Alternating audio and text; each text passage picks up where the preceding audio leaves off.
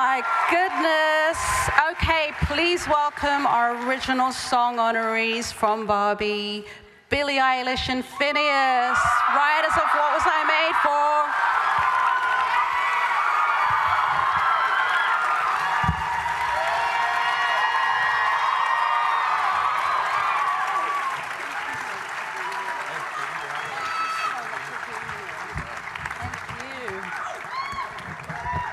Oh my goodness. I mean, I think we're making everybody cry this morning. That really wasn't the theme of today.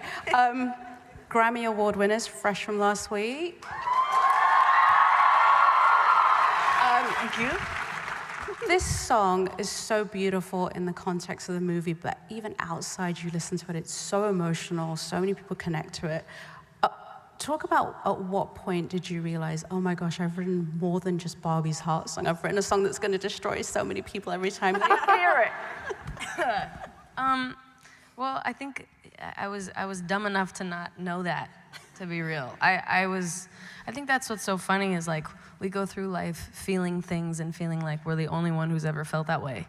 And we're the only one that relates and nobody's ever, you know, and to an extent it's true because like, we're all ourselves only, and no one has ever been us before, so we're experiencing all of our experiences, and then we're the only people that are ever going to, but at the same time, we all feel the same, you know, inside, and I don't know, this song, like, picked me out with, like, a little hook from, like, a dark little place, and kind of, like, saved me and kind of saved our writing process even, and, yeah, I remember like not thinking about how other people would relate to it. In my head, it was this like, yeah, this is just me. You know, they're not gonna get it. Especially like that second verse, I remember being like, I don't know if that like, do people know what I mean by that? And I felt so seen that people really, really, really did. We relate to that second verse, right?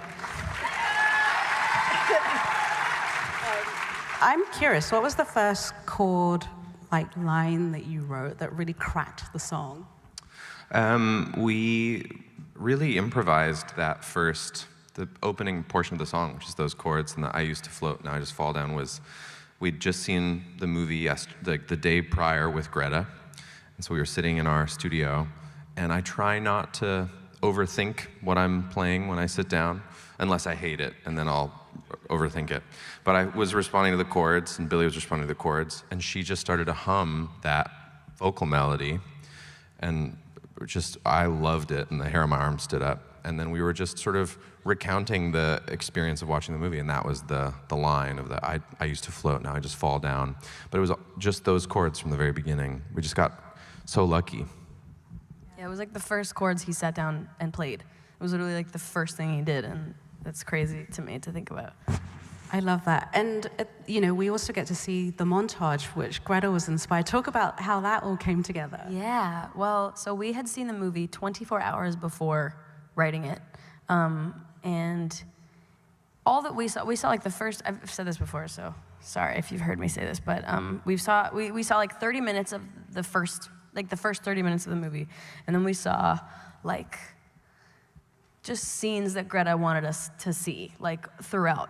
And one of them was like, I'm just Ken. One of them was, They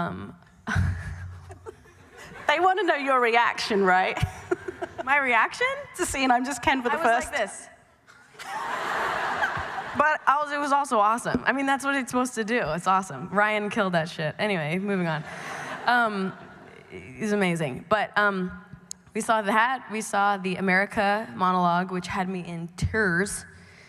And what else did she show us? The Ariana Greenblatt. Ariana's scene at the school, which was amazing. And then just like little pieces. And then I think the last thing she showed us, damn, I just saw the reflection of my own eyes in my glasses.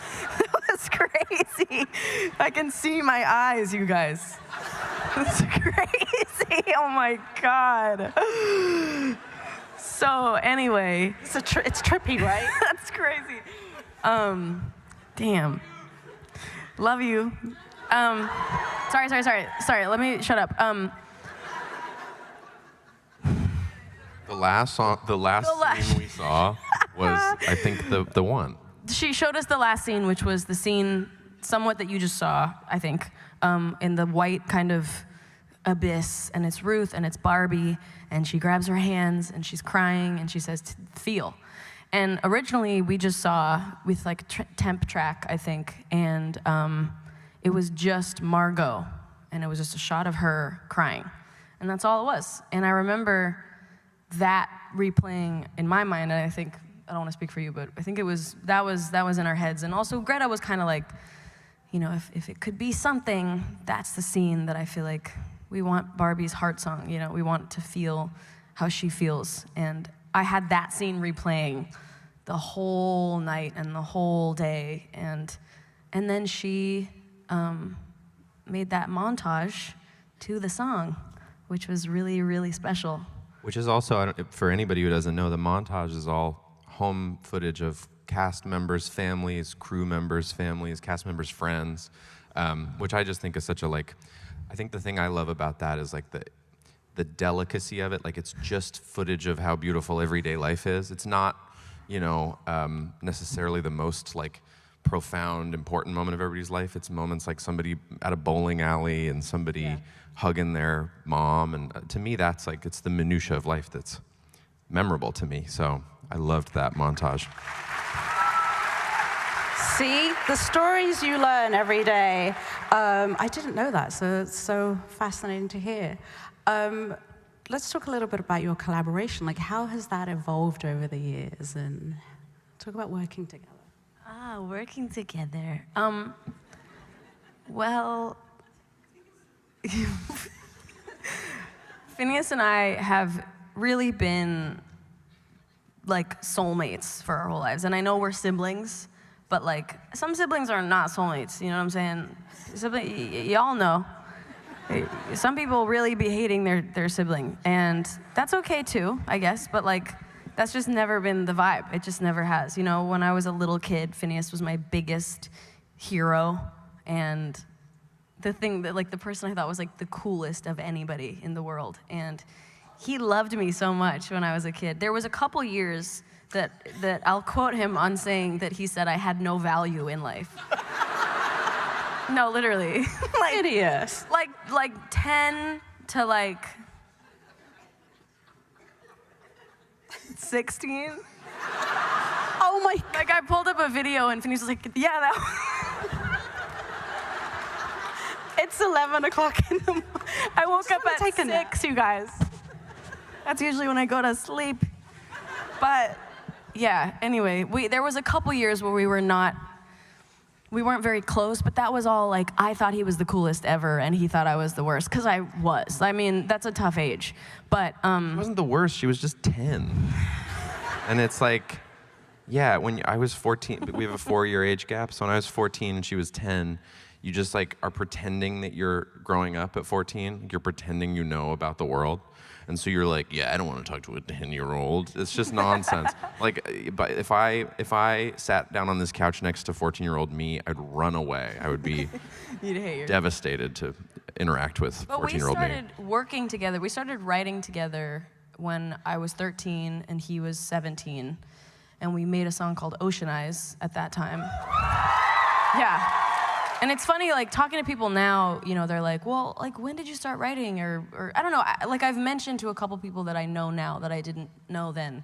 And I'll say something like, well, you know, I put Ocean Eyes out when I was 13 and Finneas was 17. And every time those words come out of my mouth, I'm like, it's crazy. It's so crazy to me. And honestly, like, our bond has only gotten stronger, and also, like, we've gotten so much better at like working together and writing together, and I've gotten better at all the things that you know, like singing. He's gotten better at producing. We've gotten better at it all. You know, as you do, you learn. You can never stop learning. But the process has been, you know, just honest to God, like getting better and better and better over the years. And it's like, I really hope it never ends. Like, I have no interest in ever not, you know, making music with Finneas.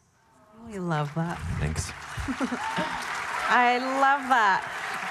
Okay, last question. between Barbie and No Time to Die, like, would you both ever want to score an entire movie or write an entire movie soundtrack? Oh yeah, absolutely. I mean, there's such great, we talk about this a lot. There's a couple great movies that were very important to me growing up. Obviously, there's more movies than this that have an artist will write more than one, so they'll write 6 or 7 songs the whole movie. Into the Wild, the film has these amazing Eddie Vedder songs soundtracking it. Over the Hedge, the animated movie, has amazing songs by Ben Folds. Spirit. Ryan Adams. Ryan Adams. So the short answer is absolutely, yeah. There you go. We're going to put that out there. Billie and Finneas, thank you so much. I'll see you back for the panel conversation. Let's take a look at a clip from Oppenheimer. I'll see you back for the conversation.